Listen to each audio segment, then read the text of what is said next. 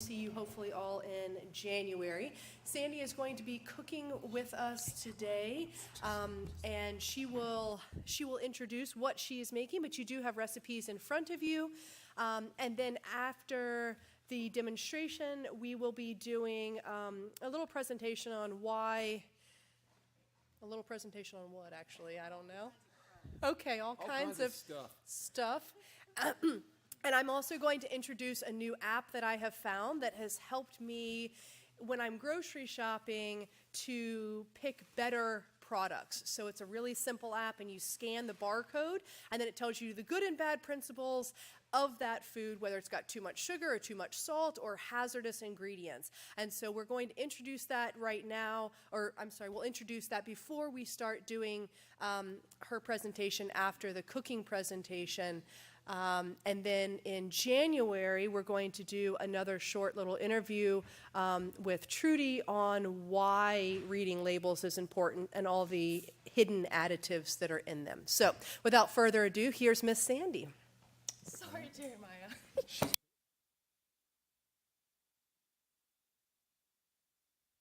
You'll be the runner. Ooh, sorry. That was loud. Okay. I don't actually have my recipes up here, so Jeremiah, you get to run. I need 3 recipes because I don't know what I'm doing tonight. Hi.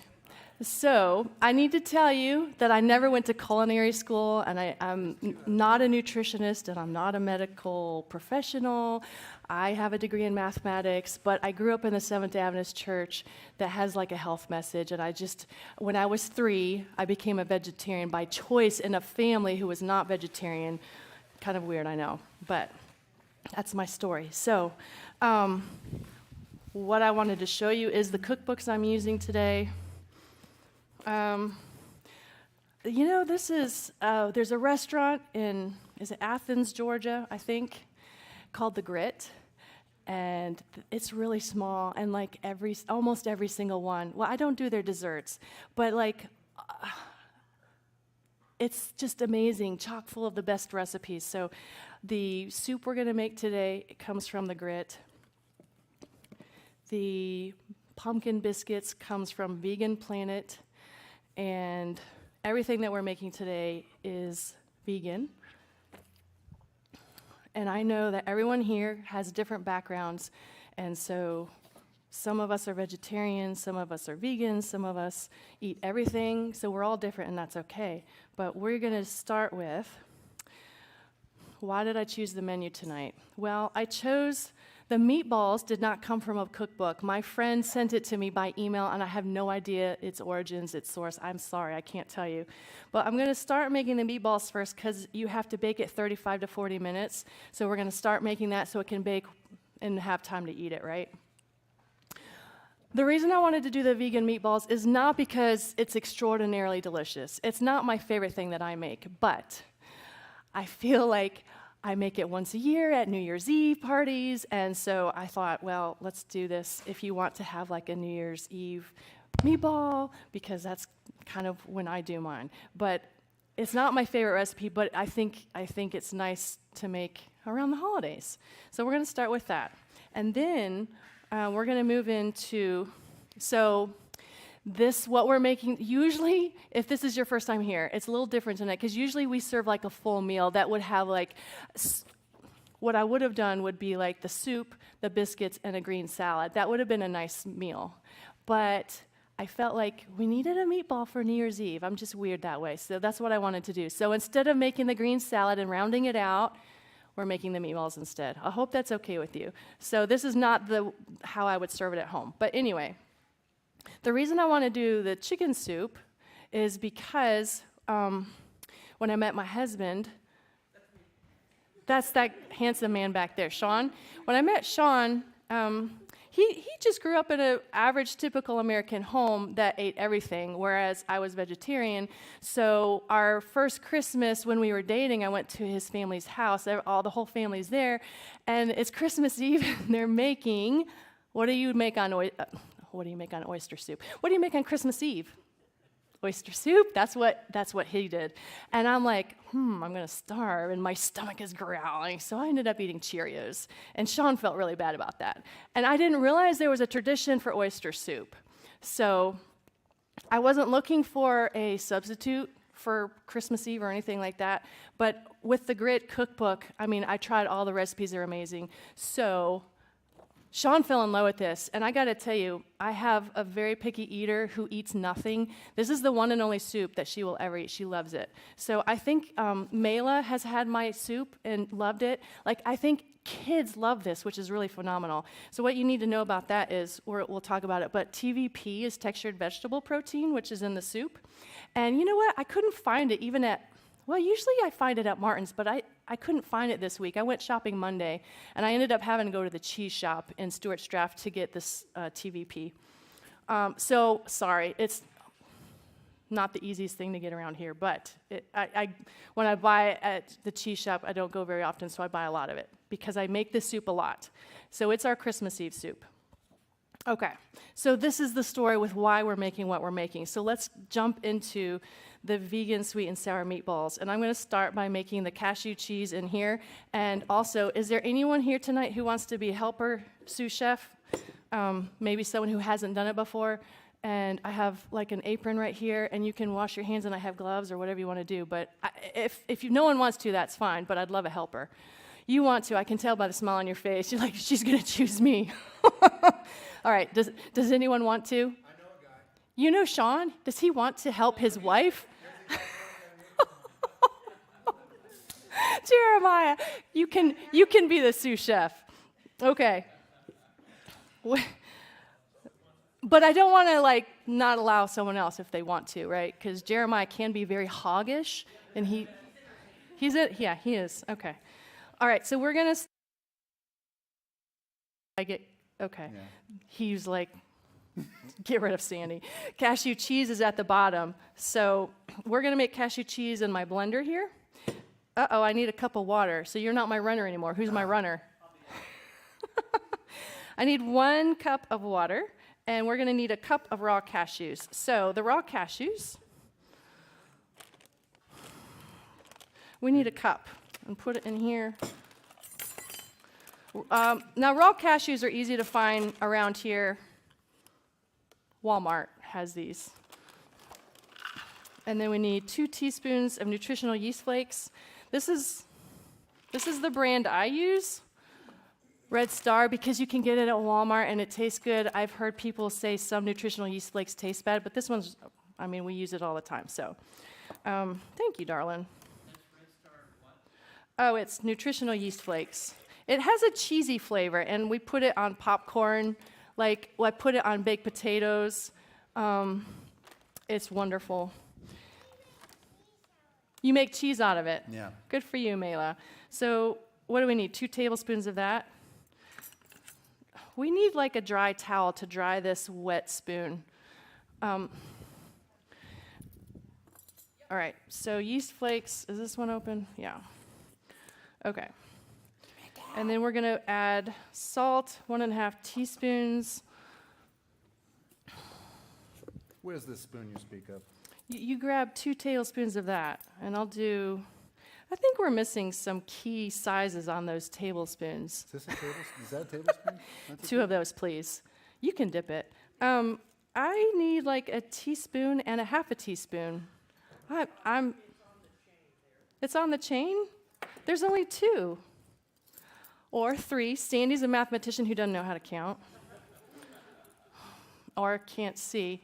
Yep, both of those. Okay. So salt, and then you can do the onion powder. Well, okay, I'll find it for you. Do it 1.5 teaspoons of salt. So the onion powder is, thank you, darling, is 1 teaspoon. Like 3 of these, right? Yeah. Jeremiah's a Marine, so, everyone, yes, lovely. I need a teaspoon of this, and the teaspoon is actually this one. Yep. All right. And then I need the lemon juice, which was 2 tablespoons. So that looks pretty close to 2 I'll tablespoons. dip it. Do whatever you want. And then I need the jar of pimentos.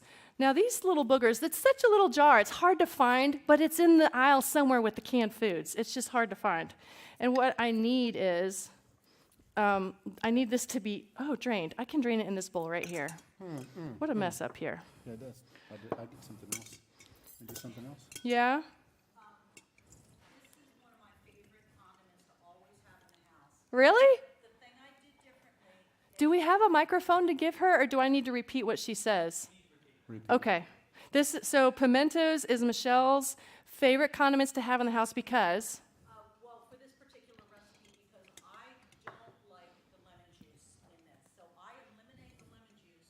Have you made these meatballs before? No, but I mean for the cheese sauce. Oh. So I eliminate the lemon juice, but use the juice from the pimentos. So I just don't, the lemony flavor is not my favorite part. So we just eliminate it, but you still get the juice from the pimento. So I don't ever even drain them. Oh. But this is the best condiment that I think since we started the cooking class. It's always in the fridge. You can put it on baked potatoes. You can put it on chili. You can put it on anything. The sauce. The sauce, yeah. Oh. You're talking about, I thought we were talking about the pimentos. You were saying you don't drain them because you use this. So she uses, yeah, instead of the lemon. And everything else the same. Cool. Eeks. I'm done with that. Okay. So I got to repeat that for the people listening online. She uses the liquid here from the pimento instead of the lemon because it's too acidic. Just the flavor. The flavor. think we're It's done the with flavor. The lemon, I think it's just a personal thing. It's a flavor thing. Okay. Well, that's good to know. So if you don't like the lemon flavor, then yeah, that's cool. So we're going to add the pimentos, and then it says blend all together. So that's it. And then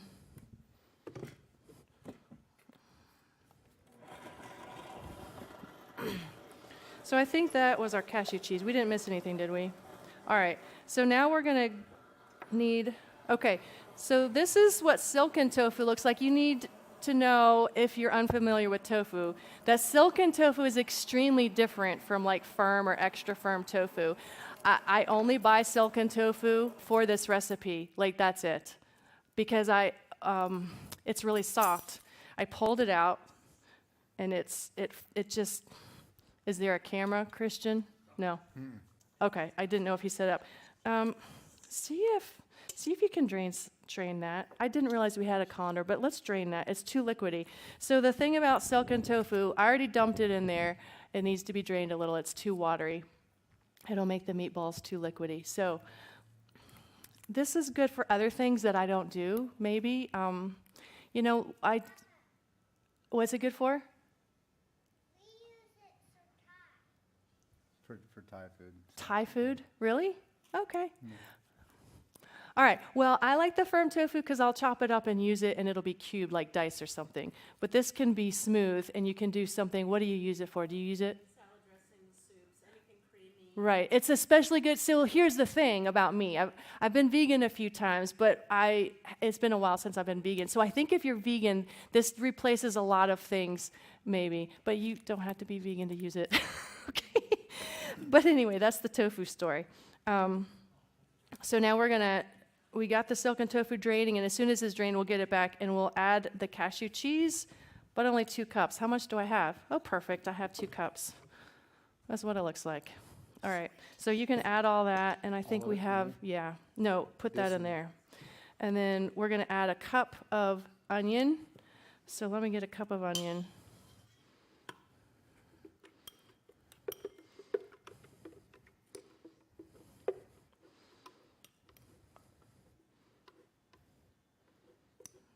Someone didn't chop this onion very finely, and I'm going to nix that one. I chopped the onions. Throwing out the big chunk. I can pass blame really quick. All right, so we're basically just going to mix it all in this bowl. And I'm not familiar with this cup. I'm going to say that's a cup. And then what? A cup and a half of finely chopped pecans. We know who chopped the pecans. You can dump it. All of them? All of them. 2 teaspoons Are dried these- basil. Are these fine? Are they? Are they fine Are there enough? any rejects in there? Yeah, well, I'm sure there are because you chopped them. I don't know. All right, 2 teaspoons. This is a teaspoon. So this is my basil, and it's organic basil, and it's in a Ziploc baggie because my friend Trudy, where'd she go? In the kitchen. She gave it to me. Thank you, Mark. So this is, I don't know, is it from your garden? Yeah, Trudy's garden right here in a bag. All right, 3 teaspoons of salt. You want to do that? 3 Yes. teaspoons, and then we need half a teaspoon sage. Let me find the sage. Right here. And then, oh, okay, listen, there's some people here that are gluten-free, including my daughter, for her headaches. So I'm going to tell you something. The recipe that was sent to me says vegan meatballs, right? But it says to use Italian seasoned breadcrumbs. And I'm going to tell you, if you read the ingredients, like it's really hard to find vegan Italian breadcrumbs, if that's important to you. And it will usually have cheese or something. So this one, all it has is gluten-free crumbs. It's just rice flour, raisin juice concentrate, honey, and salt. So it has 4 ingredients, so I like it.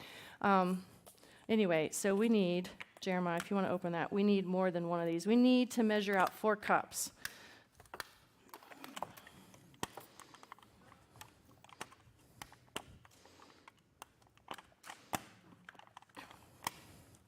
So if you aren't gluten-free, 4 cups?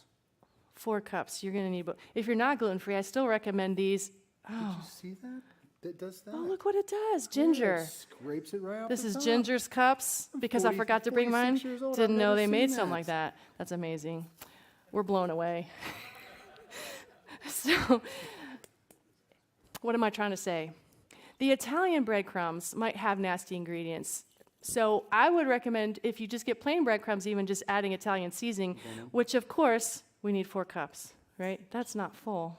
You're filling that like my daughter fills the cup for All right, feeding I'll the do it- dog. I'll do it better. So what I'm saying is you could use something like this because it has 4 simple ingredients and just add your Italian seasoning, which I forgot to bring tonight. Yeah, that looks good. It's but yes, Is that it's 3? Oh. Is one going to do it? I No, thought when that's a little that's a white. little short. Yeah. I thought it was going to need 2. Okay. And then you're just going to mix them to form the meatballs. That'd make- That's fine. It's That'll okay. make up for what I've... It'll make yeah. up for the liquid too that's in there. Okay. So I want you to mix these, and we're gonna form them into small meatballs. And while he does that, I'm gonna do the sweet and sour sauce. So I can use that.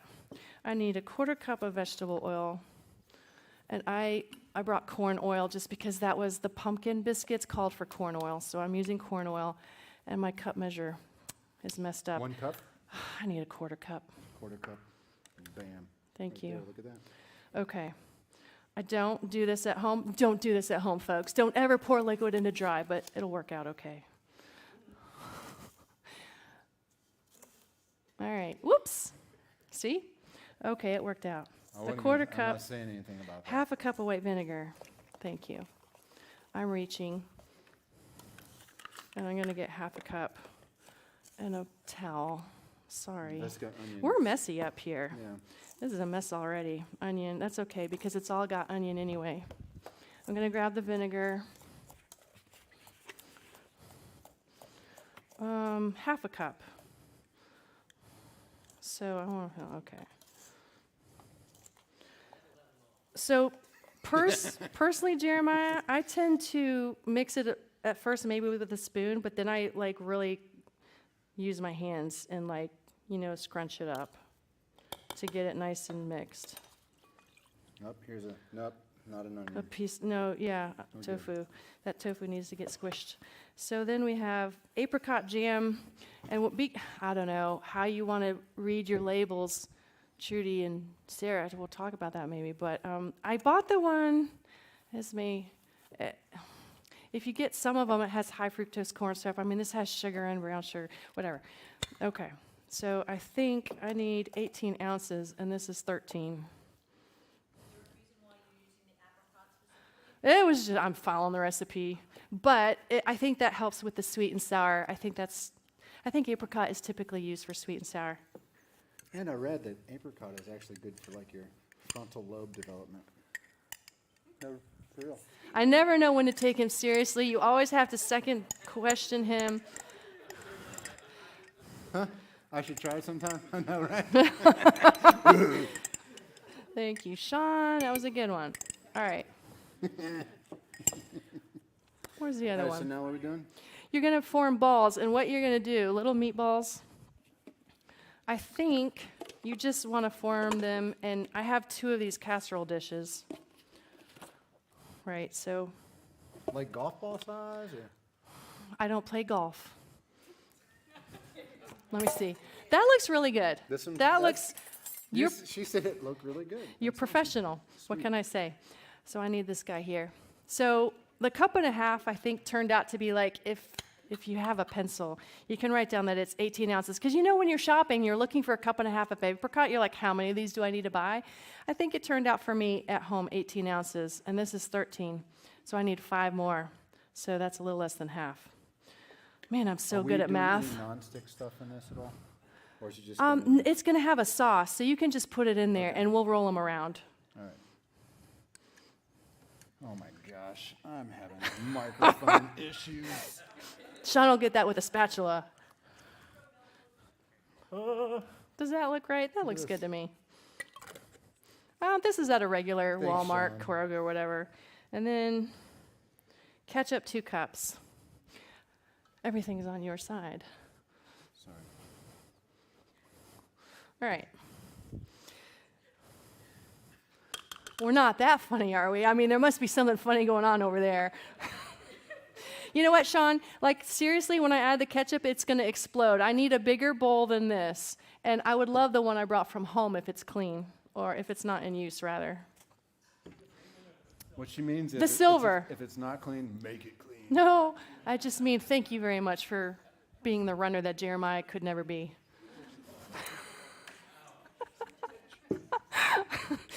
Oh, boy. Jeremiah he razzes on everyone, and this is the one chance I have to razz on I can him. bring it and I can also take it. That's cool. Whoops. So ketchup was 2 cups. There's one. I'm going to finish this and get another one.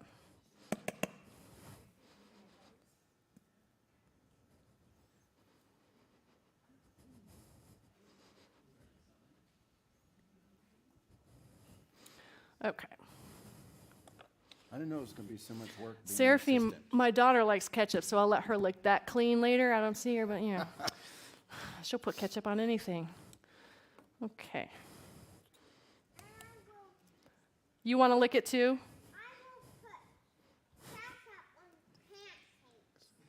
Ketchup on pancakes, that's disgusting, Mela. Probably. I'm not eating pancakes with you.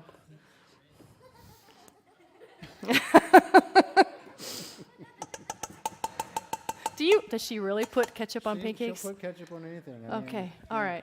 So you and Seraphine, you're like half sisters, maybe. Okay. Ketchup. Where am I at? 1/2 cup of minced onion. See, your onion's not going to waste. Oh, good. 1/2 cup. Good. Let's see. She asked us to chop onion. Wait, that's celery. Yeah, Man, you don't want that. my eyesight. She asked us to chop onion, and then I chopped more onion than we needed, and then she yelled at me for chopping too much onion. I just don't know. I can't make a move. I think that's a little extreme. It's extreme, yeah. It's just how I felt. I was just wearing a microphone yelling at you, right? Yeah. That's why it felt like that. All right. It's supposed to be minced finely because, oh, look, see, Jeremiah, you missed a piece. These long pieces you don't want in your sauce. So I'm just going to pull them Let me out. tell you who cut the onion that way. It was your man. My man. Okay, 2 teaspoons of oregano. Oregano. Over here. You're doing a good job. Those look really good. Thank you. So oregano is going to be, where to go? 2 teaspoons. Do you have the teaspoons? Yep. I'm reaching, I'm sorry.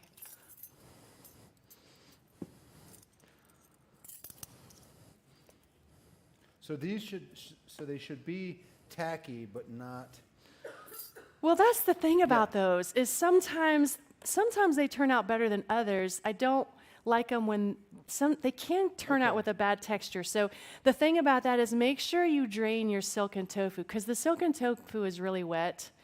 Just it's tricky. And do they hold their shape pretty well, or should Yeah. it be compacting them No, tight? that's good. Okay. Because this is laborious. Whisk together all ingredients and we're done. Laborious. Well, how? That's a big word. Yeah. All right, so I just have all my ingredients here. This is the sauce. I'm going to whisk it together, and we're going to basically dump it on top of the meatballs, roll them around. I mean, you don't have to follow a recipe to the T, right? If it says dip it in the sauce and roll it around, to me, that's just a waste of time. Just dump it all together and then roll them around in the big pan the way I see it. But do we have a spatula still? No, it went with. Who stole this? Oh, it's right here. Okay. All right. So I'm gonna, maybe it will all, well, I don't know. Meatballs done. Yeah, I know, but I'm just thinking I might need half the sauce in there and half in there because I'm not sure they're all gonna fit in here. So I'm not sure. Me neither. I don't know. You know what? We're just gonna make them all fit in here. That's what we're gonna do. That's an awful lot of meatball stuff. I don't know. I don't remember it turning out like where I didn't have enough sauce. You know what? I feel like I don't remember because it was last year, right? It was too long ago. So we can just shuffle this around. Yeah, and I'm going to help you make the meatballs so that we can get done faster and move on to the next. Want me to just mix it all up there? No, I don't know if I do or not, but I always try to make them smaller. And Is it okay if the sauce gets in this right now? yes, it's all good. If not, I would have never done that to you, my friend. All right, cool. Sean says I usually make them bigger. I think I'm going to use this, so I think Bigger I think meatballs? I'm going to use it. I knew it. Okay. So let me put the lid on this and help you make some meatballs. Okay. And we'll just be done with that. And so it says to bake for 35 to 40 minutes at 350. Is that clock right? Is it like 5:30? Okay, we're doing good. Because the soup is really fast, especially when sous chef already chopped the onion and the celery for me. Subpar, but chopped. Chopped. We'll have to pick out the big pieces. Okay. Ooh, it actually goes a lot better when you have a little bit of sauce in your hands. Yeah. For reals. Okay, good. All right. Yeah, and so I'm going to, oh, yeah, they are pretty soft, aren't they? I'm just going to roll around what he has and move it around to make them kind of saucy, is what I'm going to do. And then I'm going to help make the rest. Can we go that big? Is this okay? Whatever you want to do.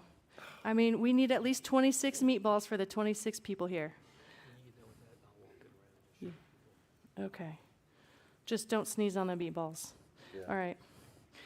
So, you guys, this is kind of delicate, the meatballs, because they're a little soft and, Could we add more breadcrumbs if we needed yeah. to? Okay.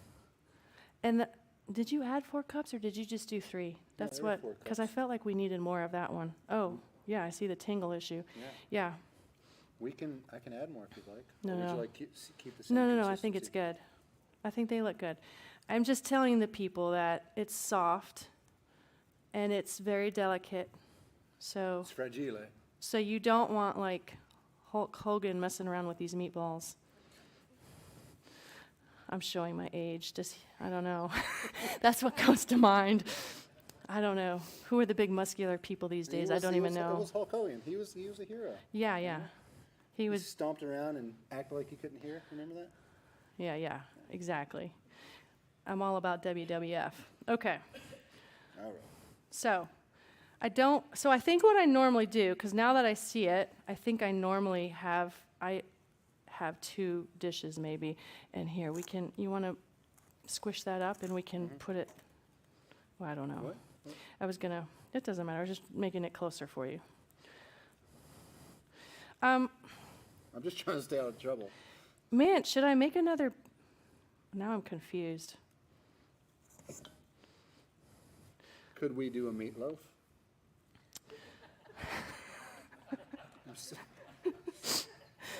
This is what we're gonna do. This is a legit question. We're gonna squeeze as many meatballs in here as we can, And then we're gonna make a Jeremiah loaf is what we're gonna Sweet. do. Yeah.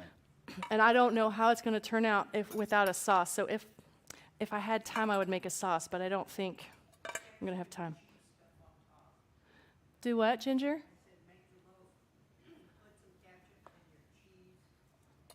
Yeah. We could top it with ketchup. Yeah. Let's get a couple more in here and we'll stop. They've gotten bigger. Okay. Maybe one more, maybe two more, and we're done. Sean will bring it around. I'm just telling you, the balls are very tender. Okay. That's your last one. This is it? Yeah, Okay. I think so. Right there. Do you want me to replace some small ones with bigger ones, or what? No. Okay. Yeah, one We more. need one more. We can do one, yeah. And you know, sometimes instead of baking them, I tried putting it in that Ninja. The Ninja can do a bake and it can do a slow cook and it can do a saute. So sometimes I've done it on the slow cook, which is like crock pot, right? And it turns out when you crock pot it, it just gets really soft and mushy. So you really do want to bake it. Is that from the condensation, you think? Just because they're so soft and then the moisture, yeah. Okay, good? Sean, you can grab these. Let me get this This guy trade here. places, yeah. We got room here. Oh, come on. No, it's because I was moving them around. Look at this. Yeah, there's space there. All right. Put it here, and then I'll have some sauce there. Yeah? Have you ever tried making this with a slightly more dense tofu instead of the silken, one step up? Nina wants to know, have I ever tried it with, what would be the next step up? Is firm tofu? No, I think there's silken, there's soft, there's, Soft, right. I never see soft at the store ever, though. Do you? I mean, just not extra firm, Right. probably even the firm if you mash it. I've never tried anything except the silken. Sean, I think it's safe to grab, and there's a little spot you might want to wipe off with that towel so you don't get it on you. There's a towel there. Okay, so I'm going to take this off. Let me go ahead and make a loaf. And Yeah, make a loaf in there. And then Ginger wants us to top it with some ketchup and what else? The cheese sauce is gone because the yeast flakes. Ketchup and yeast flakes. Is that what you want to do? Okay. So we're going to make a loaf with ketchup. Here's your ketchup. And the yeast flakes here. Okay. This is just like Mommy used to make. Did we add the sage? Man, I don't remember that. It was open. I know, but I don't know if we used it. Oh no, I did something terrible. Oh no. That's why I screwed up. That's why there's more meatball than sauce, is because half of it was in this bowl and half of it was in the other bowl. That's what happened. So we got enough. No. Oh. This is half the recipe. So this is like the sweet, and that had like the sour. So I totally screwed the whole thing up. So this is what we need to do. Sean, I can't do this. This is terrible. My mind is spastic when Jeremiah's up here like doing crazy things. Well, here's the thing. So but what happened to the bowl? So you gave me a big bowl, right? Did you take it and wash it? That's what happened. That bowl had half of this stuff, like the ketchup. And then this bowl Just get new gloves. Yeah. had, where's the trash? Right there. So I didn't mix everything, is what I'm saying, right? When it said whisk together, I didn't add that stuff. So what we need to do, Jeremiah, is put your meatball stuff back in there, and we're going to make it right, because I don't want you to taste the wrong thing. That would be, Making it right. we have time for this. We can do this. Truest apologies. We schedule mess ups into this, just so you guys know. This was not on my plan. Okay. Huh? Well, it needs to go in the oven ASAP because it takes 35 to 40 minutes to bake. So what I'm thinking is, Hey, just mix it up and put that on there too. right, so the problem was I need the bigger bowl to whisk is what I need. That bowl that got taken away, I need that bowl. And so what got put in here was the oil, the vinegar, the apricot. what got put in here, so this is just ketchup, onion, and oregano. That's going to be not quite as tasty. So I'm going to make the whole thing over again here, and we'll just add it to that. So the sage, Yeah, we are live, ladies and gentlemen. live, thank you. So this is the oil vinegar jam. I need 2 cups of ketchup. Yeah, If this is the I'm gonna, worst thing that happens to you today, you're doing all right. this might be the worst thing that happened No to me. way. I'm sorry I'm cool. wasting y'all's time. This is cool. So 2 cups of ketchup, but it's going to get mixed into there, so I'm only going to do a cup. That's what I'm going to do. Okay? And then I also need the minced onion. We can add a little onion. We'll be okay with a little onion. Those big pieces. And then the oregano. There's no sage in this part, so I'm just going to add the oregano. And I'm, again, because that already has 2 teaspoons, I'm just going to add a Is that teaspoon basil here. or oregano? This is oregano. No, it's not. It's basil. This is oregano. Thank you, Jeremiah. You're welcome. All right. Sous chef extraordinaire. Saves the day, yet again. The only raise I'll get is if I stand on a bucket or something. Just Yeah, perfect. Okay, so we're gonna finish the balls. whisk the dickens out of it. Okay.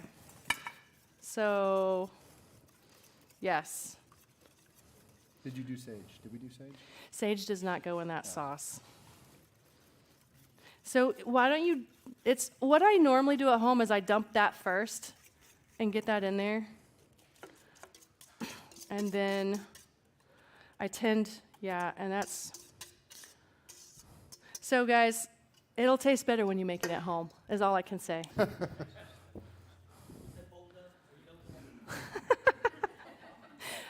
I don't know. Did I mess up again? Did anyone notice like a big fatal flaw? When did y'all sneak in here? Did you sneak in just in time to see me do a major? You want me to do this and you? Yeah, we're gonna, let's both do this as fast as we can to get them in. And Sean, you can run this to the oven. Let me take some of these and move them over here. We're there. making them huge now. Yeah.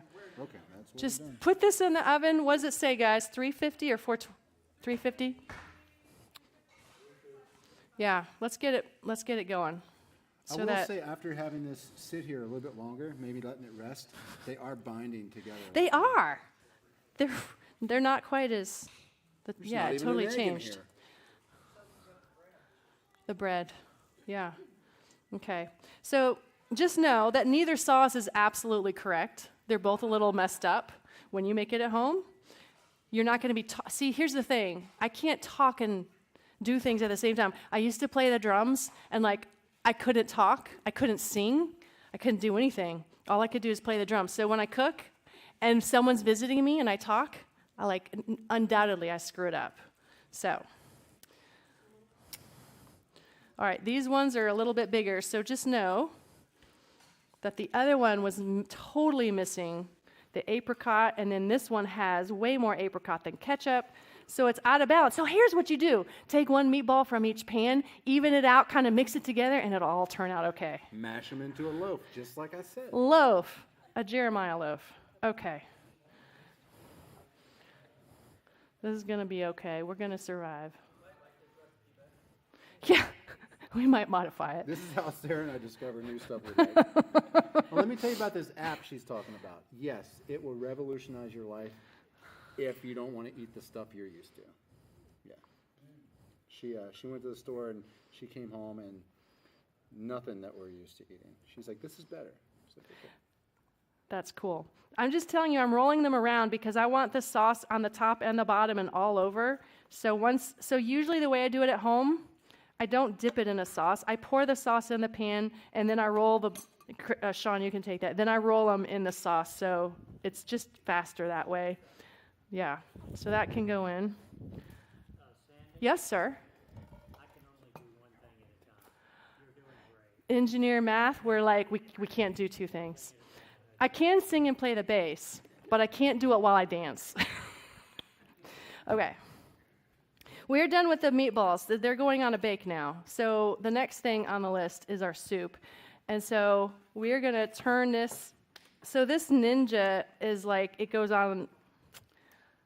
it goes on, like I said, saute, stovetop, so it does low, medium, high. I'm going to put on medium, and I'm going to just, yeah, I did water to avoid the oil at home, but okay. I don't even have the recipe. I know what I need to Is it on do, the but backside? no, the backside is the other one. Where's my third page? Okay, I'm going to grab that one. Let me get turn it. this off. I'm- I, there's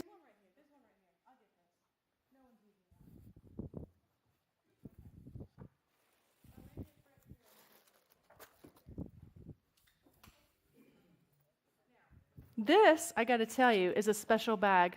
At the bottom, it says chicken seasoning. I'm pretty sure I might have got this from Trudy a long time ago. But I make a big batch, like it makes a big batch of chicken seasoning, and then I keep it in a Ziploc, and I use it for this soup. And here's what any recipe I ever make that calls for a vegetable broth, I just use water and add this. And you can see what it has. Nutritional yeast flakes is this cheesy flavor, wonderful stuff. And this is really good in B vitamins, by the way. It's really healthy. Onion powder, salt, parsley, garlic powder, celery salt, basil, marjoram, sage, turmeric, and dillweed. That's what's in this mix, okay? Just so you know. Oh, man. I'm screwing up again. I need someone back there to make me 8 cups of boiling water, please. And, yeah, 8 cups of boiling water is what I'm going to do. And then bring it to me in a bowl. My big silver bowl would be fantastic. And then I'm going to make, in here, the onion, saute it, and add some stuff, and then we'll have a soup.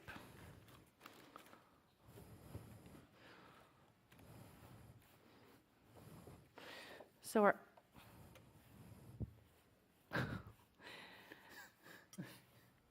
Did I use all my onion? I'm a lunatic, I tell you. Okay, so we're adding onion and celery to a saute. Finely chopped. The finer you can do it, the better, because this is supposed to be creamy. You don't want big chunks. It's not like a big vegetable chunky soup. All right. So this is my onion and celery. Now, I already made 2 batches of soup this morning, so this is my 3rd batch. The 2 batches I made that are in there were made with regular flour, and we have gluten-free people. So this batch I'm going to make with the gluten-free flour, which, Sean, it used to be where the girls are. There's some gluten-free flour somewhere, and I'm not in a hurry, but I do need that. And then I need like a wooden spoon to stir with.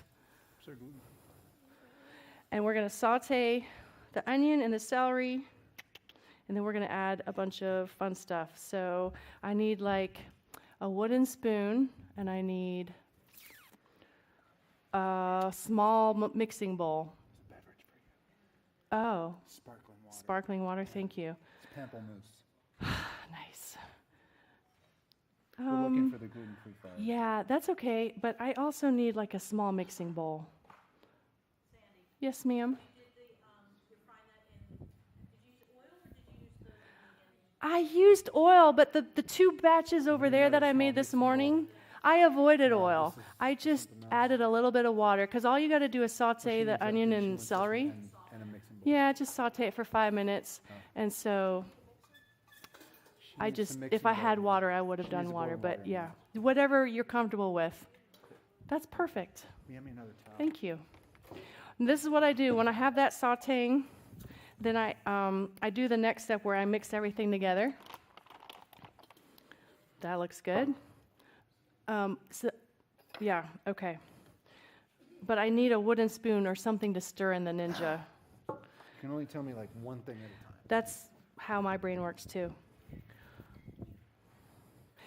This soup is really good. We make this soup more than any other soup, and mostly because my little picky eater eats it, but we love it. And so it's the Christmas Eve at our house, but it's also all the time. And I think Francis tried it, and they liked it. And Mayla tried it, and she liked it. So I think it's a winner. Okay. So I'm going to need the measuring cups, which things Here. keep I disappearing. keep washing them. You can't put stuff in ketchup I cups. need, it's true. We don't want ketchup in our soup, but I do need the measuring cups. You know, Measuring cups. I forgot to bring so much stuff from the house. All right, so this is sauteing for just a few minutes. Usually at home, while it sautés, I add in here everything that comes next, the flour, yeast, salt, and all those spices. And so it's all dry, and I mix it in a bowl. And then after 5 minutes of sautéing, I'm done mixing this, and I dump it. So that's what I try to do. Thank you. Okay. So we're going to use, this is gluten-free. It's a 1-for-1 substitute. And I'm going to tell you that it's mostly rice flour, whole grain brown rice flour, and then it's got sorghum, tapioca, potato starch, and some other things. This one is at Walmart, and it's King Arthur's, but we also do, I forgot what the other one is. I think it's a red bag or something. Yeah. I Okay. prefer that one. We use the red mill or red hill or something. Yeah, I don't usually buy the King Arthur one. Okay. So I'm going to get half a cup of flour. And then we need... Will you do this for me at the kitchen at home too? I don't have to put anything away. That's really nice. Thank you. Yeah. Okay, half a cup of yeast flakes. So we're using yeast flakes a lot today, right? This one's already open. Okay. Yeah, it's good for vitamin B for sure. I think I need to open a new one. Is this open? Oh yeah, this one's open. Perfect. Okay, here's the lid. And then the salt. Okay. Here's what we need next. I'm at salt there. Okay. So a teaspoon and a half. 1.5 teaspoons of salt. Yes.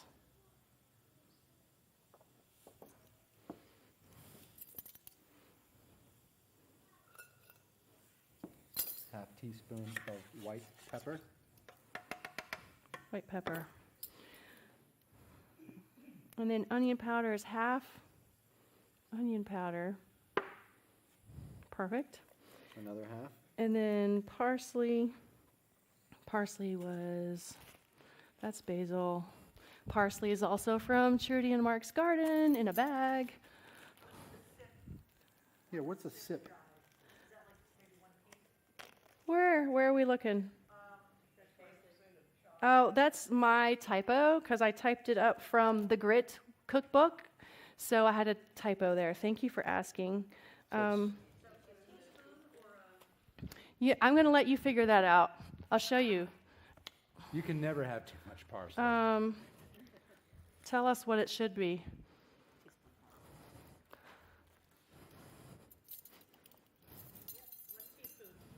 Thank you, Michelle. So where are we at? 1 teaspoon. Did you do the onion powder? Yep, did the onion powder. Now we're And working you're on doing 1 parsley teaspoon of dried, and then sage is here. So we're going to do, sage is, I always do a half a teaspoon because I'm just so dumb. I don't know the difference between rubbed and ground, and I never know, so I just do the half, and I like the way it tastes. 1.5 cups of soy milk. Oh, can you grab the milk from, what's that? I need 8 cups in a big bowl. Whenever it's boiling. Whenever it's boiling or close to boiling, I need it. What's this? That's for the biscuits. So I need my milk from the kitchen. Thank you. All right. So I'm just going to tell you, I had a conversation with Robert last month. This one is almond milk. So the Hollands have a different machine than I have. I make this in my blender, and I made it this afternoon. But it's almond milk. It's just almonds and water. And so it's healthier than what you buy at the store. It's cheaper than... I can't talk and do this. What am I doing? I don't know. Man, I'm a mess. This is why I can't talk and do this. 1.5 We're stopping there. We're stopping with the milk. The milk, just pause. But the almond milk is really not difficult to make at your house, like in a blender, or they have something called an almond cow.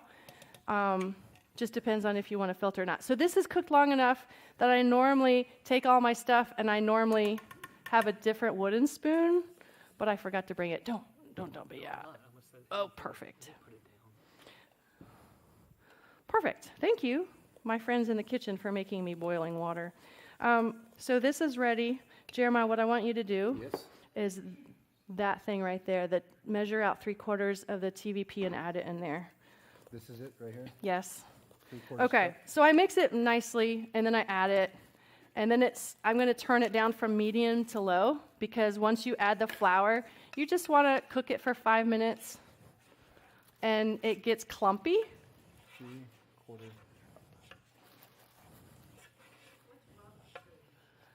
That's what I said. I just don't know the difference between rubbed and ground, and so I always do a half teaspoon, and the one I use, I think, does it say? Where is my sage? No. There. Oh, this one is rub sage, but this is all I've ever seen. So I don't know. Ground must be finer than this, but I always do half of rub sage. Should we so phone a friend? all my friends are here. Oh, yeah. I Googled it. It says that ground sage is made by grinding the entire leaf into a fine powder, while rub sage is made by rubbing, drying whole sage leaves to create a light fluffy paste. Okay, I'm probably not going to repeat that. Are they both coming from the leaves? Yeah. Okay. So yeah, I think one is just finer then, right? The ground is finer than the rubbed. The rubbed is kind of bigger and clumpier. I've never seen ground sage for sale anywhere. That's why I'm like, I don't know what it looks like. Is this the chicken stock powder? It is. Yes. So this is what Jeremiah's doing. You take your hot water, and this is your 3/4 of TVP. You're going to dump it. So it needs to soak because it's very dry and hard, and you're going to let it soak in the hot water. Does this go in there as well? Yes, Right now. right now. So it's 2 tablespoons. Okay. The big one, right? Right, and I always let it heap. It always heaps for me. Now, 1. this is what I do first. At home, I'm just using one pot, and I'm boiling my water, and as soon as it boils, I dump it in this bowl with these 2 things, and it soaks, and then I use that same pot, and I'm sauteing, right? So I'm doing this, and then this is sitting in a bowl, and then when this is ready, it will tell you to add the milk, and then it'll tell you to add the water, so then you add it all, and you have a wonderful soup. But I'm not done with that milk, because I'm sorry? I always use almond milk, but I think what I read was that soy milk makes it creamier, but I don't ever use soy milk, so I just use almond. Whatever milk you like to use is probably fine, but what I read is that soy milk makes it creamier. But yeah, Sarah and Jeremiah bought this almond cow and started milking their own almonds. That also very laborious. It also saves on the environment because we were getting these huge almond milks, big cartons, and it's wasteful and everything, and Sales, just here's plastic. not a sales pitch, but they say when you buy an almond cow or one of those milk makers, it saves like 500 plastic containers from the landfill or something like that. And there's only 3 ingredients.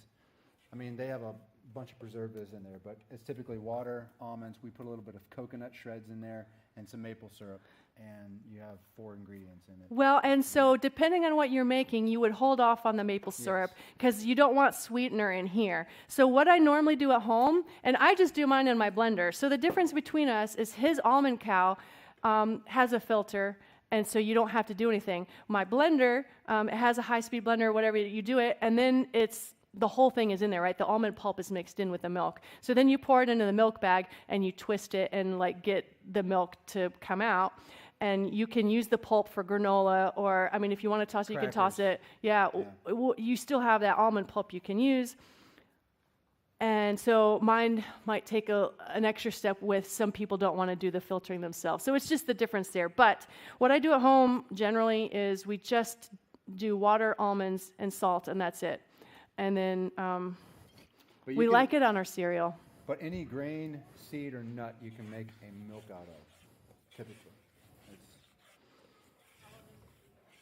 Yeah, like 5 days. So I do 1 cup of almond milk. No, I'm sorry, 1 cup of almonds, and then I fill. Where's my blender? It's missing. But I'll fill it up to like. So I add a cup of almonds, and then I'll add it so that it goes up to like 6 or 7 cups, whatever, of water, and then I blend it, and then it makes 2 of these jugs, and it lasts for us like 5 days. You just when it's getting near the end time, you can taste it or smell it. It'll be sour. It'll congeal at the bottom. I find that almond milk lasts a lot better than, so it'd be almond milk, cashew milk, and then oat milk. I've not found a way to keep it from getting real slimy. So what I'm going to do is, I think this doesn't look quite right, but it's okay because I'm screwing everything up. So I'm going to add, the milk, right? It says milk is 1.5 cups, right? So this is only a cup. So, right? 1.5 cups of milk. So this is just 1 cup. So I need that milk, another 1/2 cup. Where's the half? There it is.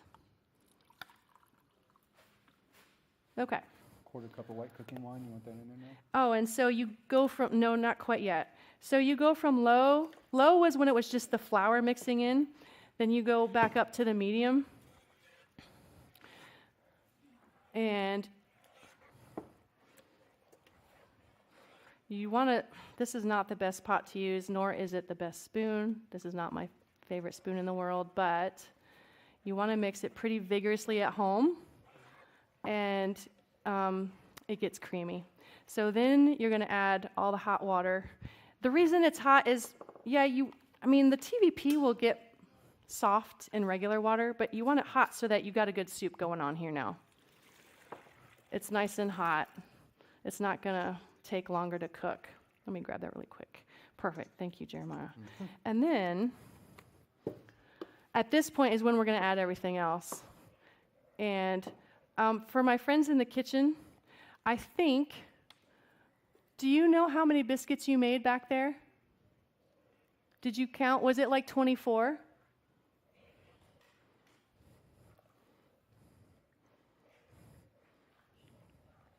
I'm just wondering, because I wasted so much time screwing everything up, I'm wondering if I want to bypass making the biscuits. You have 30? Good. We're because of the time, Sarah, if it's okay with everyone, I'm not going to make the biscuits, and I just apologize for wasting time and messing everything up. That's what happens when I talk. Don't you be like that. It's totally cool. When I talk and think, it just doesn't work. Food Okay. is good. So we have enough biscuits. May I get a couple of small spoons? Okay. So yeah, we're going to add everything else now. So, Here's your 1/4 cup of white cooking wine. I only sipped a little from the bottle. did you? Was it good? And that's terrible. Okay.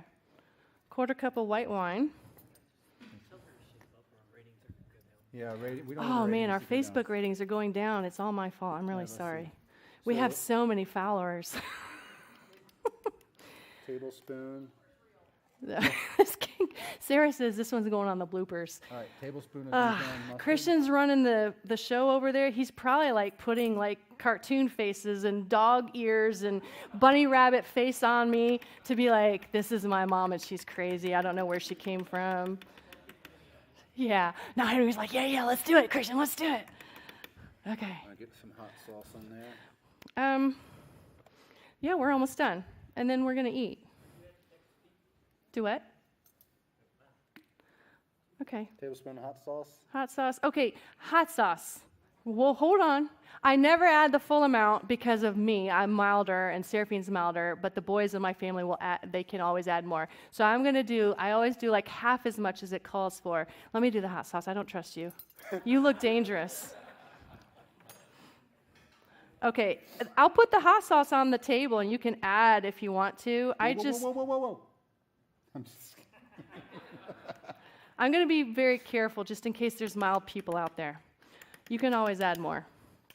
So what's next? Is that it? The vegan Okay, Worcestershire sauce? listen. I don't even know how to pronounce it. It's Worcester sauce, right? Worcestershire. Worcester sauce. Okay, Worcestershire Just think of sauce. what's this here? What's this here? Right. I can never find any that's vegan or let alone vegetarian. It always has anchovies in it. So what I do is I double my soy sauce. I wanted you to have the real recipe that's in the Grit cookbook. That's the real recipe. This one's gluten-free, so I'm going to, instead of a tablespoon of soy sauce and a tablespoon of the other, I'm going to do 2 tablespoons of that, because if you buy the Worcestershire sauce, it's going to have anchovies. May I do this? You may. And 2 tablespoons in there, and then I think we're done, and we're just not going to... Yep, everything's done. So that's... The big ones, right? 2, the big ones, yes. That is the soup, and we did the meatballs. I did not do the biscuits, but they did it in the back in advance, and there's enough for everyone to have a biscuit. And there's crackers if you need more. But, so my apologies that we didn't have time for the biscuits. Michelle has a question. The soup?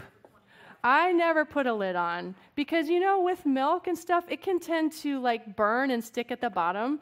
So you're supposed to kind of just bring it to a boil and then you turn it down a little bit so it's just at a simmer. So I think I'm cooking it, after it comes too close to a boil, I think I turn it down to like medium low or low and just let it cook for a little bit. So we have the soup. I think Miss Sarah and Trudy, I think if the soup and the biscuits are ready, are they? We can bring that out.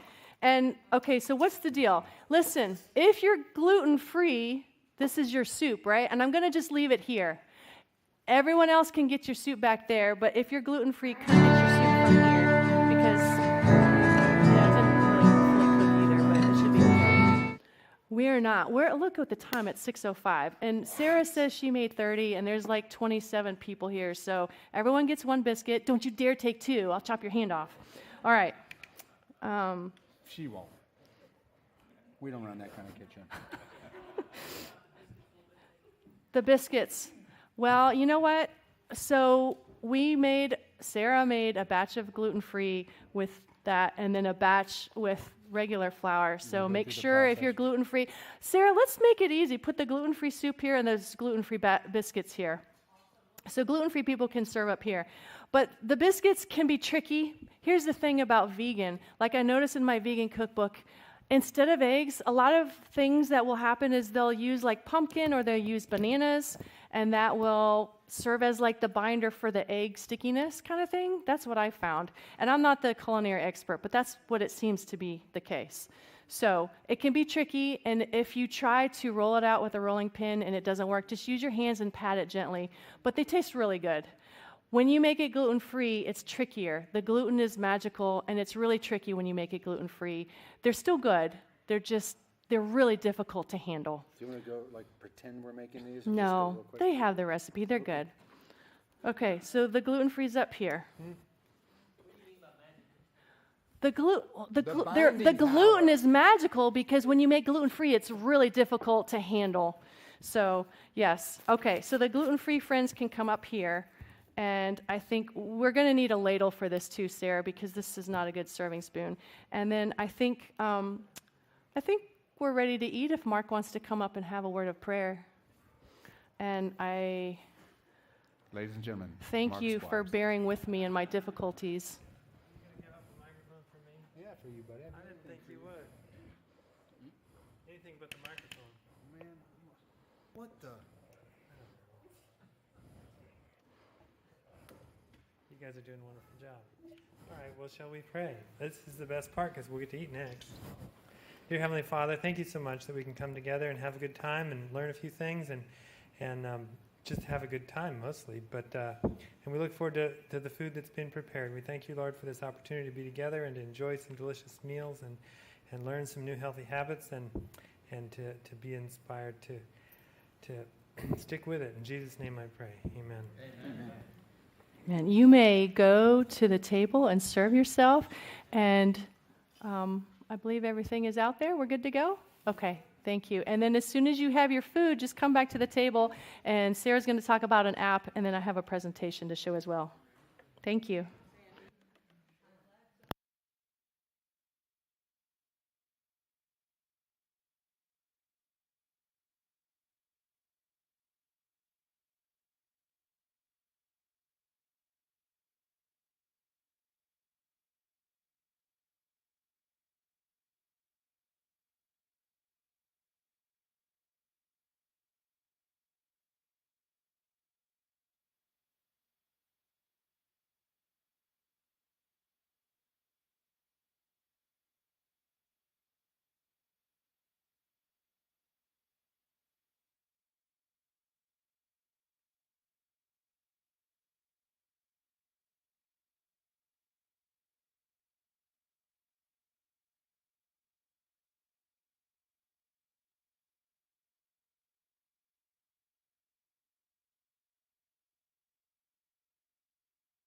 I mean, ooh, I'm on.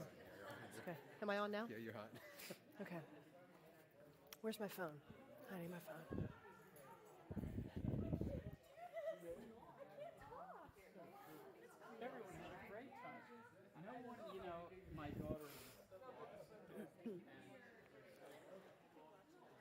Okay.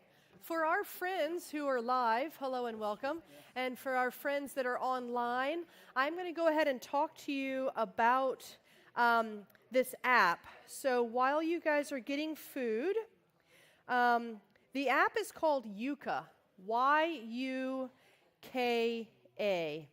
And it has a picture of a little carrot on it. So when you, or Yuka with a carrot.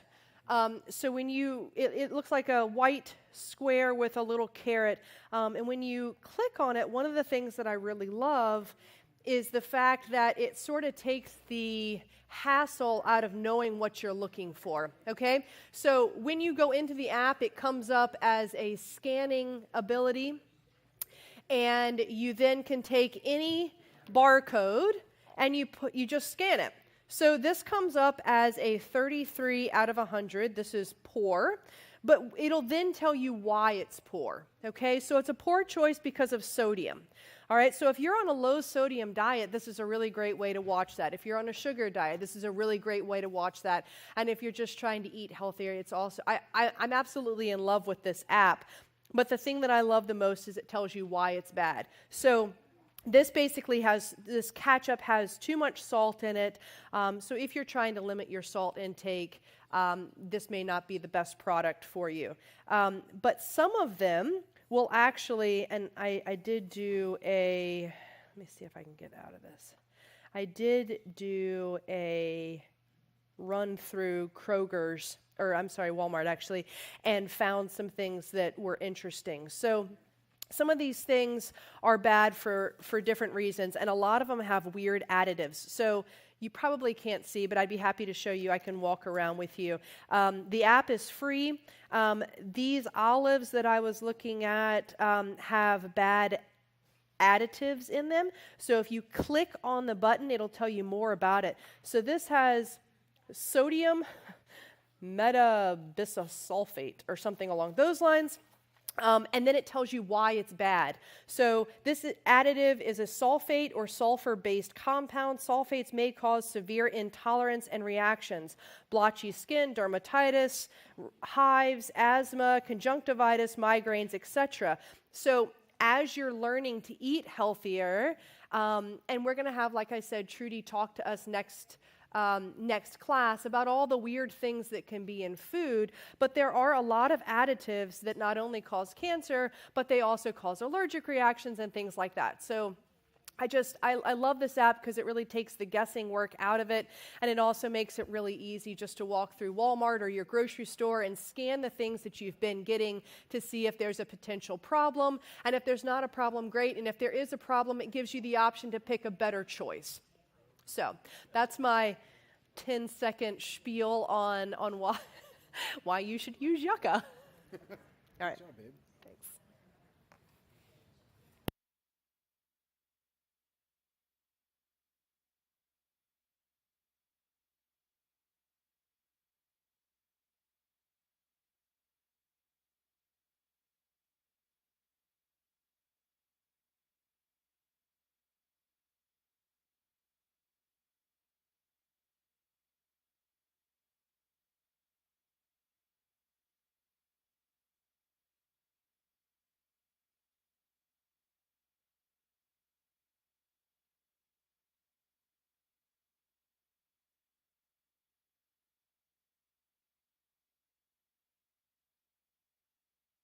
Yes. Someone on the Facebook is still following us, even despite all the mess ups, and they made a comment that Kroger brand Worcestershire sauce is free of anchovies.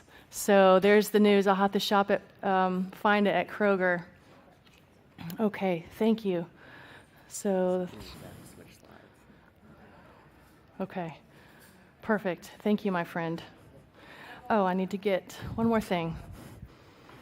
We're going to clear this up really quick and let everyone get their food. If anyone's gluten-free and wants more soup, do we want to move this? Let's just move it. They ran out of biscuits, so the gluten-free biscuits. Oh, gotcha. Is that okay? Do you all like the soup? I mean, we just love it. But if you look at the ingredients, does it feel like it's pretty healthy? So that TVP that has one ingredient is just soy. So soy is like a good vegan protein, a bean protein.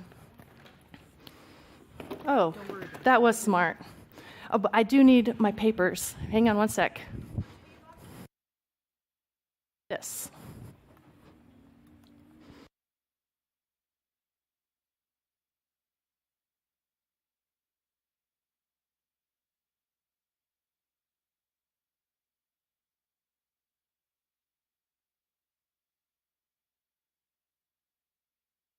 Soup. I never add the full amount of hot pepper, ever. So basically half, I think, yeah. Right, I'm a mild person, so thank you.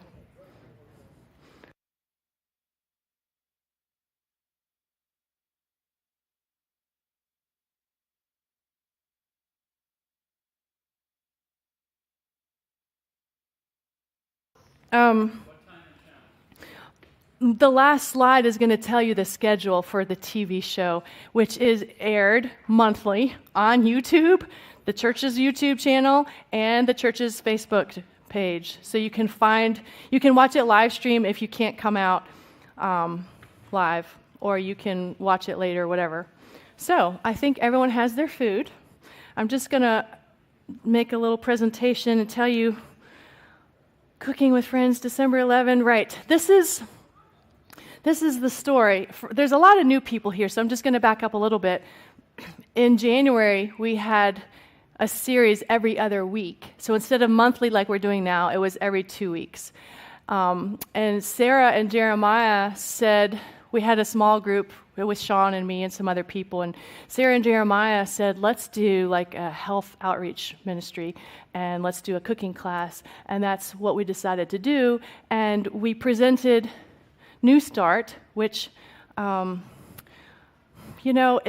Adventist Church has been teaching these ideas ever since we've started in 1863, and we just presented these each night that we had Cooking with Friends, we presented. So like we talked about nutrition and exercise and water, and we call it New Start to remember the acronym, right?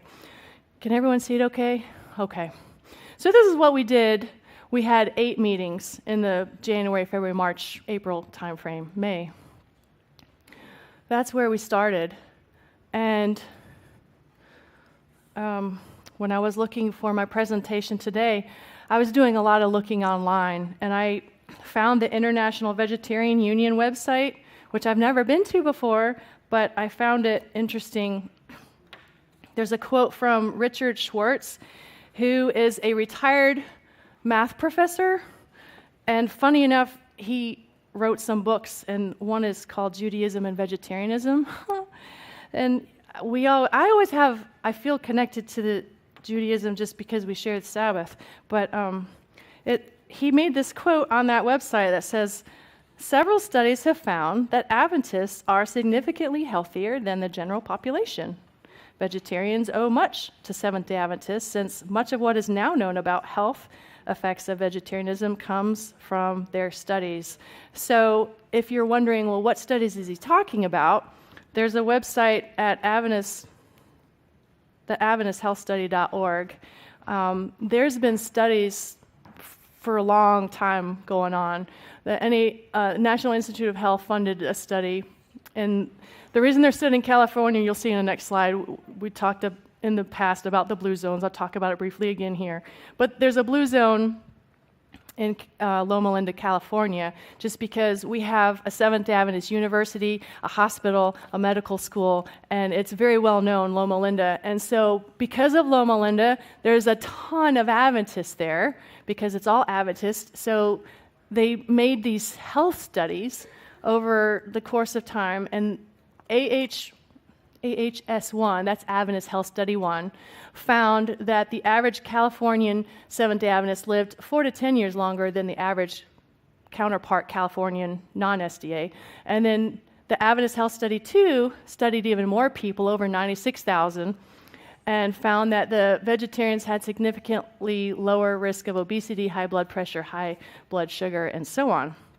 So there's been, our denomination is an interesting research group just because of the culture of vegetarianism and whatnot. So what am I talking about with the blue zones? We talked about this in the past as well, so I'm not going to talk a lot about it. But there was a study done, Butner, Richard, was it Richard Butner?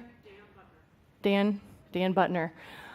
In 2005, you can find in this website the little article of, they talk about Okinawans and people in, is it Sicily, in different areas, Sardinians, that's what it is, sorry. Well, this picture came from that website. It just shows what they shared in common. So they were kind of trying to say, if you glean some things and what's common in all these groups of people, and what is the blue zone? The blue zone is the area where there's a group of people that have extraordinary longevity of life. They have centenarians, and they are living much longer than the rest of the world. So the Adventists are in the yellow circle down there. And what is the overlap that they all share in common? There's no smoking. They put their family first. They're active every day. They keep socially engaged. They eat fruits, vegetables, whole grains. So basically, they have like a healthy lifestyle. There's other things here where the Adventists eat nuts and beans, and they observe the Sabbath rest day, and they have faith. So rest is an important aspect as well. I just want to say, if you're interested in the blue zone information, Rockbridge Regional Library has 3 different books, and some of the books have like recipes and like cookbook kind of stuff to talk about how to follow along like with these different blue zones, what they're doing. So there's 3 books that are different at Rockbridge Regional Library, and there's 5 books that are all different at Augusta County Library, which I tend to go to sometimes as well. So there's more information there if you're interested. Then the China study, we also addressed a little bit in the past. And if you want more information on the China study, I had those. What did I do with my 2 books? Oh, they're right here. Yeah. Yes, ma'am? You want meatballs? Give the girl a meatball. So these books I got from the Rockbridge Regional Library. The first one is the China study from 2005. It's by a team of doctors, father, son, Campbell. And then several years later, then the son, Thomas Campbell, MD, he wrote the Campbell Plan, which is, this one's more, like this one tells you about the study, right? The China study, all the details. Oh my goodness, there's so much interesting stuff here. So let's talk about that. It's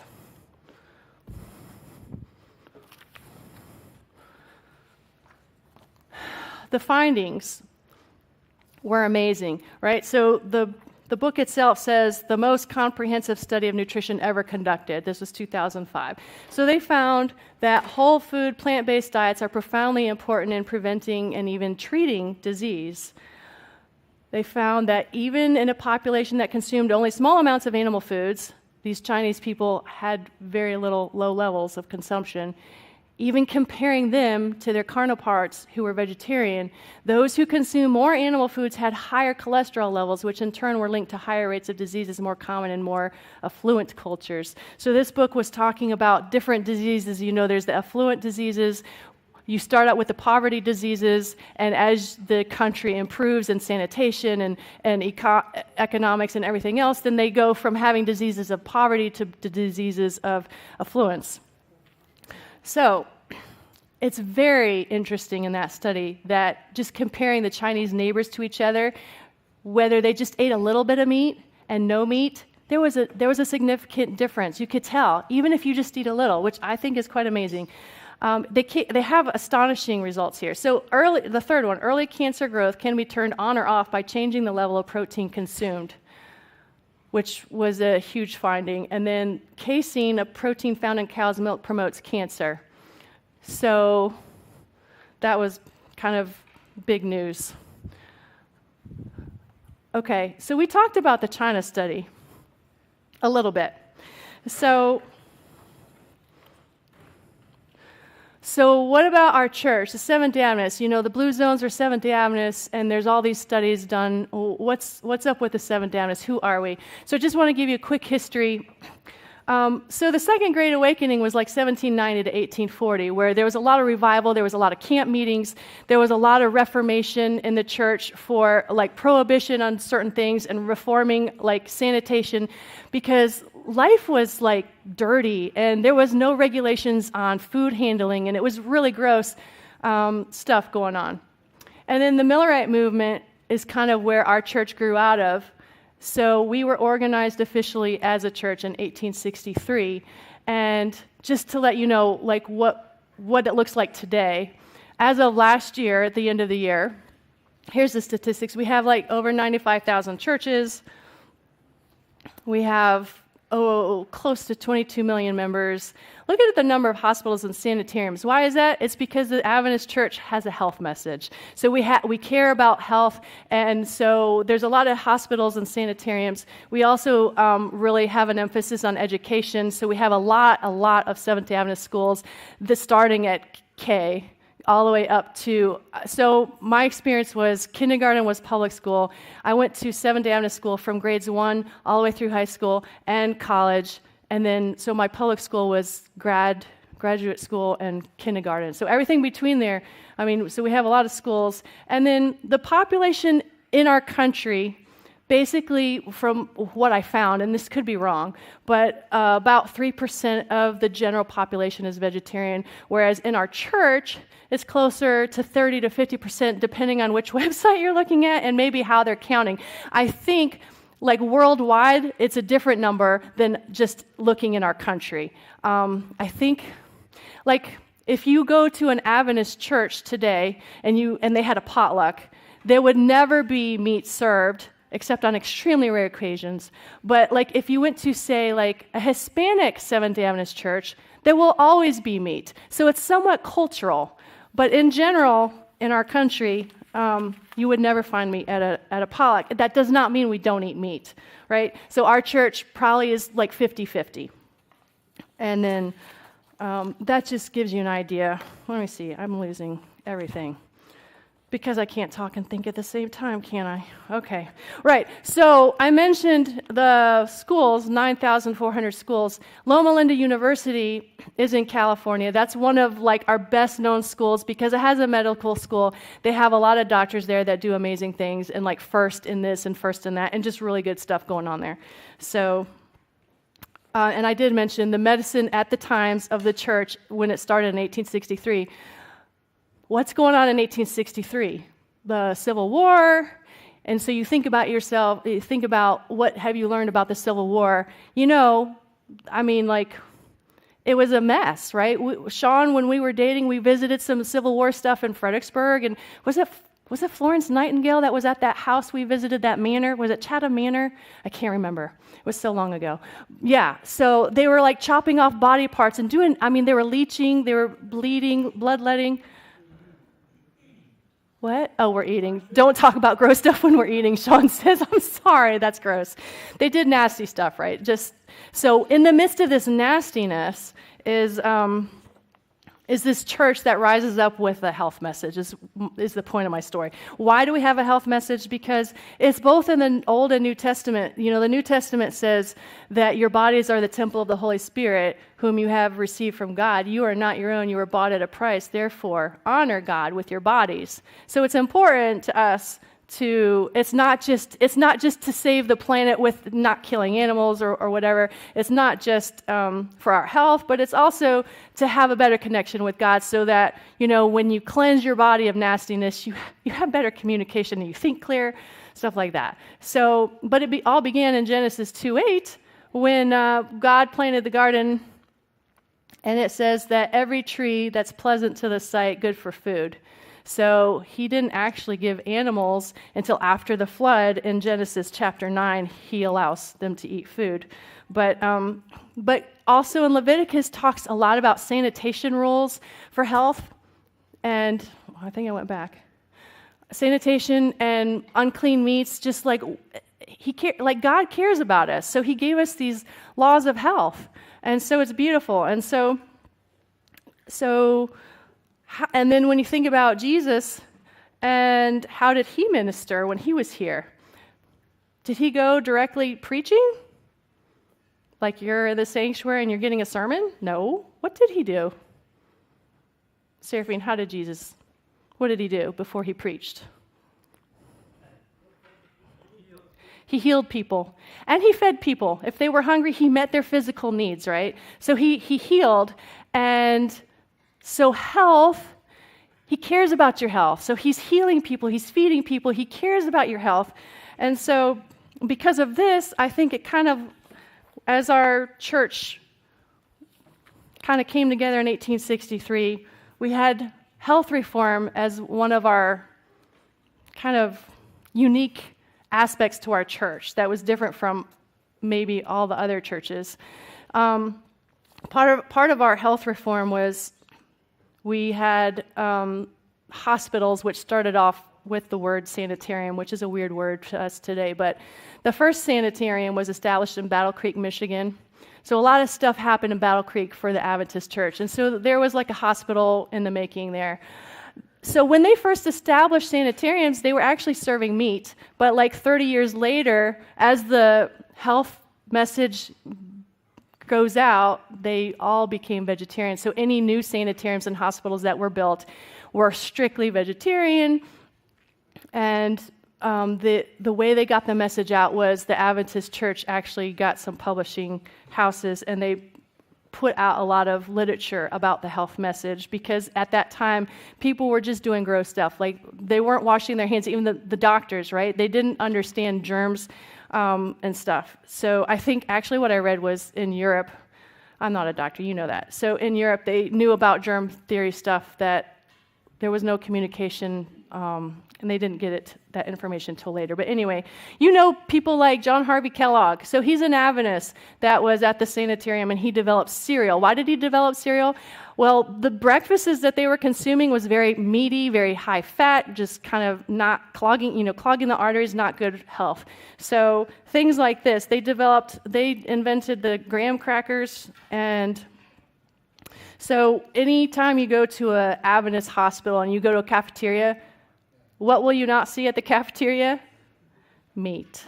No meat. So just know that. That's just kind of how it is. So then I wanted to just show you a couple of quotes from Ellen White that's really interesting. So Ellen White is one of the church founders. And the interesting thing about her is she only had a third-grade education because she had an accident that prevented her from going to school. But God revealed truths to her about our end-time message. Our church has an end-time message on Revelation, the three angels' messages. And when you see our logo or our symbol, it'll have like three angels. Well, it used to. I think it changed. But there was three angels with a trumpet. That was like our logo for a long time. So we had the health message, and we had like the Revelation 14 was kind of like unique to the church. And so a long time before the science and the research was done on this information, she was writing these things that was like earth-shattering, like things that the scientists didn't discover till later. So I find it quite amazing. But then just some facts about her, that she is one of the most translated authors, and the Smithsonian Magazine named her as one of the 100 most significant Americans of all time. And you can go to the website, egwritings.org, to find anything she wrote. Like, you can search it out. So it's all available for anyone to read. But I just want to give you some quotes to see how exciting this is. So back in 1896, she says, "The diet of animals is vegetables and grains. Must the vegetable be animalized? Must they be incorporated into the system of animals before we get them? Must we obtain our vegetable diet by eating the flesh of dead creatures? God provided fruit in its natural state for our first parents. He gave to Adam charge over the garden to dress it and care for it, saying, 'To you it shall be for meat.' One animal was not to destroy another animal for food." So this is like she's like a minority, right? Everyone's eating meat, so she's talking like this. And then there's another quote that says, animals are becoming more diseased, and it will not be long until animal food will be discarded by many. Besides Seventh-day Adventists, foods that are healthful and life-sustaining are to be prepared so that men and women will not need to eat meat. So this was 1902, right? And then this one, everyone thinks that you need protein for your muscles, right? So she's saying that you don't need muscular strength from protein, which I grew up in the church, but I hadn't seen some of these quotes before. I thought it was pretty interesting because it tied in to the China study, which I had earlier. This one. So this one is the last quote I want to show you, which is very specific. Most of the writing is like a book. Most of her writings are books, but she has like testimonies to certain people. So this is not written to the population at large, but this one is written to someone, and check out what she says. So I saw your condition of health, and I was shown that you have not lived healthfully. Your appetite has been unhealthy. You have gratified the taste at the expense of the stomach. You have taken into your stomach articles which it is impossible to convert into good blood. This has laid a heavy tax on the liver for the reason that the digestive organs are deranged. You both have diseased livers. And so I find it interesting because she's saying this like in 1868, and then in the China study, which I'm reading is like 2005, if you read this, it's astounding because it's talking about the liver cancer, and it's talking about as you increase animal protein, it's ruining your blood cholesterol, and the protein from this book, the protein that you get from animal products, is what causes cancer. And so, like, everything that we've learned in school, everything you learn from the media is not what the research shows on this. And so it caused a lot of controversy because people want to eat what they want to eat. And I understand that. So my house is not entirely vegetarian. I'm vegetarian, but half of us are not. So there's meat in my house. But what I'm saying is when you read this book and you see the research, like it's protein that's causing cancer, and it's eliminating protein in your diet that's meat, thank you, yes, animal protein is what I'm talking about, that causes the high blood cholesterol and the high, more likely to get cancer. And so, I'm sorry I was not saying that correctly. So I find it really astonishing that she's talking the same things that you can read in the China study. Like, she wasn't researching. It was just like what, the message that our church was preaching, which I think is really neat.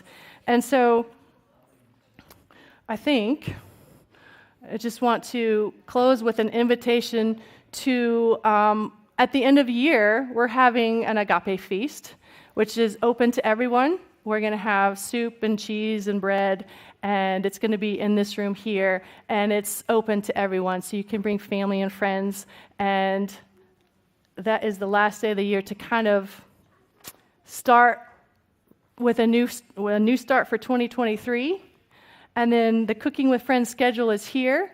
So, and January 8th, tying into the last quote about the liver, we think what we want to do is January 8th, kind of talk about a liver detox and getting cleaned out, and then talking about some more recipes that is, plant-based to help us have health and enjoyment of life. God gives us these things because He cares about us, He loves us, and He wants us to be healthy.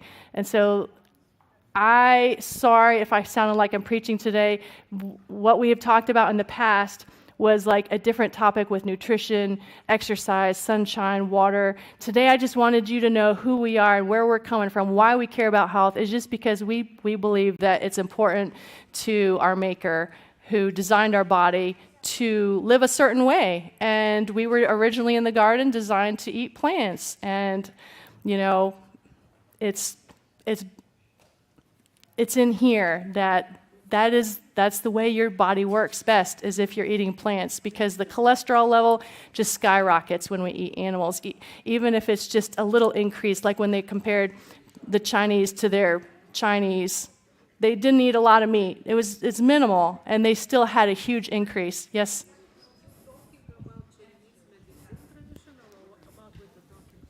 Say that louder.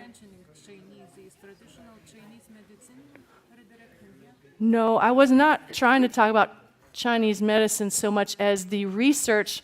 So the China study, there was a Chinese researcher who joined Dr. Campbell from Cornell University, and together he had like access to a database of a lot of information on the Chinese people.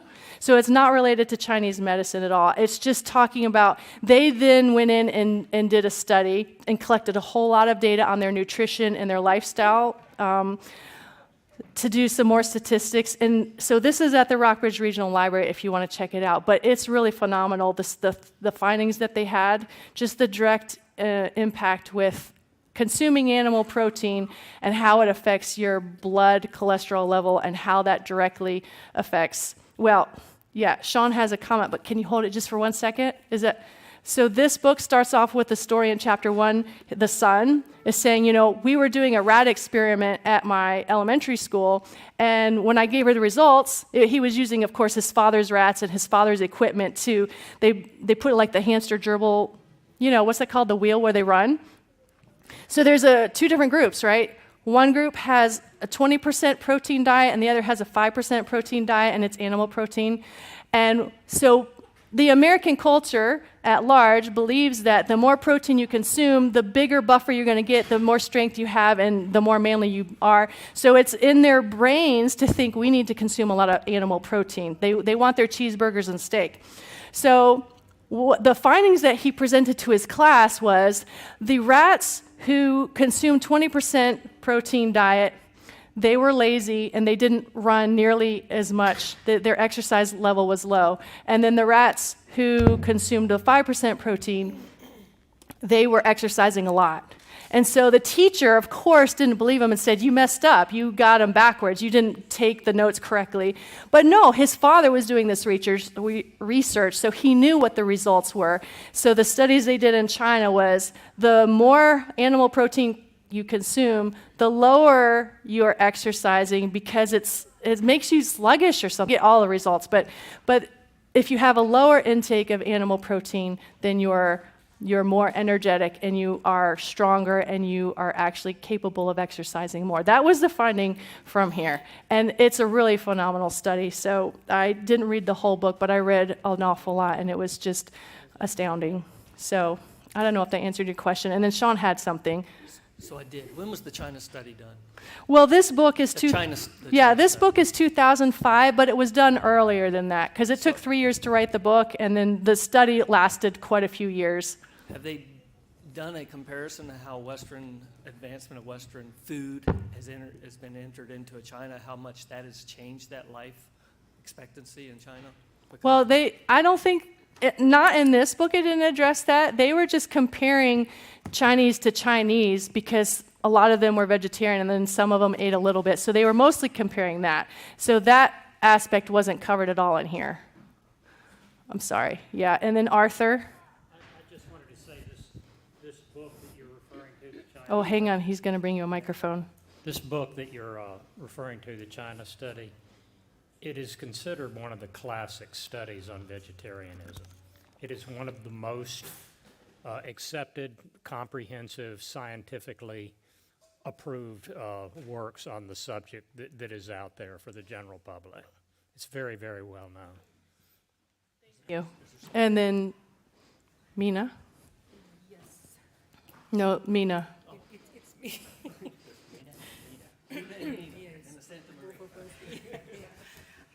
I'm not sure.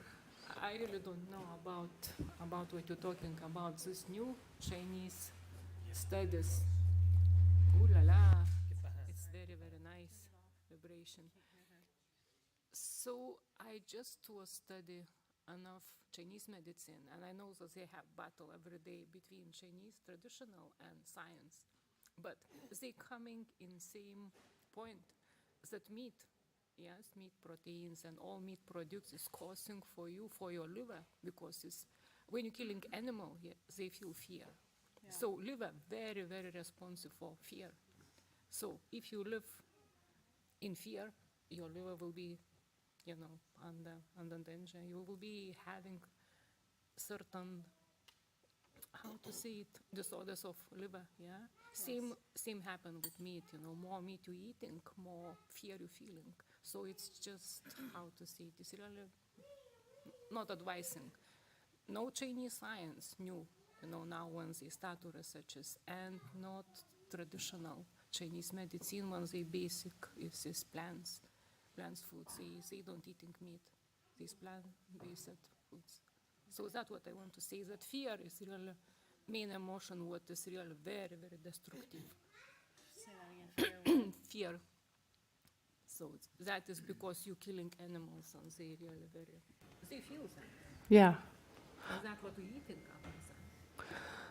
Yeah, so I mean, all the research is pointing to a vegetarian diet as the more healthy. Now, we're not, half the people in this church are not vegetarian. We're not saying you have to be vegetarian. We're just saying this is what the studies show. And, if you want to optimize your health and live a longer life, then the vegetarian or vegan diet is the one that's going to help you be healthier. And it doesn't mean that if you're vegetarian, you're not going to die at 45. That's not what it means. But as a general rule, right? That's what the studies findings show. Is basically what we're looking at. So anyway, I recommend these books. This one is more the research and the results, and it's fascinating. This one, the Campbell Plan, is more like the diet laid out, and maybe if it has it's not a cookbook, but it definitely gives recipes for like instigating and encouraging you to make the switch to become vegetarian, kind of to optimize your health, stuff like that. So I think that's all I had to say, and I hope you enjoyed your meal, even though we messed up, botched it completely. Sorry about that. But January, so we have a guest speaker in January. Nina is a vegan chef, and she lives in Buena Vista. And we found her in February when she came to the cooking classes. And so we've asked her to present, and I believe she's going to do the January one. We need to chat about that, but hopefully we'll look at that and plan on that. And so you saw what the schedule was. Basically, we're trying to meet the second Sunday of the month. However, there's like a 3-month break in the middle of the year for summer. And I think like April, the second Sunday of the month was Easter, so we kind of bumped it up. But in general, we're trying to keep it the second Sunday. So Jeremiah, Sarah, you wanted to say anything? Yes. You can't talk without your sous chef hat. I mean, you want this? Here. She gave me a mic finally. Special day. Now, we just want to thank everybody for coming out and sticking with us. We don't get it right, and we fall on our faces sometimes, but, we try to have a good time up here. Yes, ma'am. You didn't fall on your face. There are no leftovers. Well, So obviously something went right. sorry for your bad luck. Well, that could be we just didn't make enough.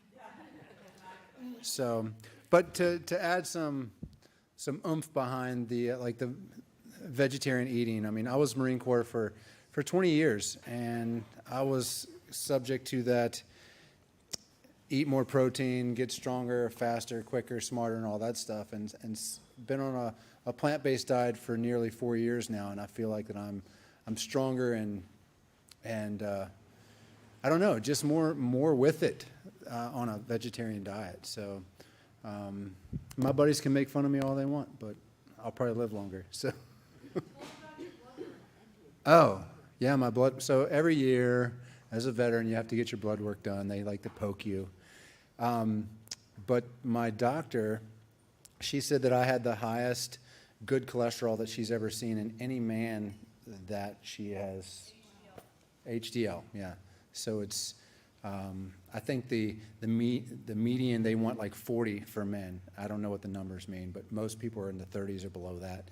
And I was at 58, just doing a whole food plant-based diet.